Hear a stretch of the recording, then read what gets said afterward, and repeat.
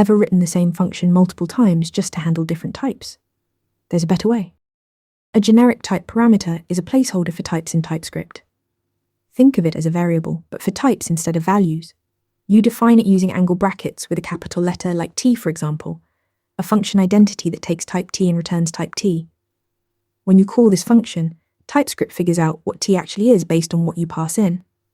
So if you call identity with a string, T becomes string. If you call it with a number, T becomes number. The magic of generics is they give you both type safety and flexibility. Without generics, you'd either lose type information by using any, or you'd have to write separate functions for every single type. With generics, you write one function that works for all types while TypeScript still checks everything at compile time. You get reusable code that's still fully type-safe. You see generics everywhere in TypeScript.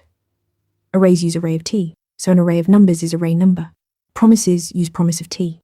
You can create your own generic classes too, like a box that holds any type T and has methods that work with that type. The key is the actual type gets locked in when you use it, not when you define it. Generic type parameters let you write flexible, type-safe code once and use it everywhere. Ready to level up your TypeScript skills? Check out more interview questions in the description. Want to get better at answering questions like this? With Interview Mentor, you practice real interview questions out loud. You get personalized feedback and a grade on every answer, and you can track your improvement over time.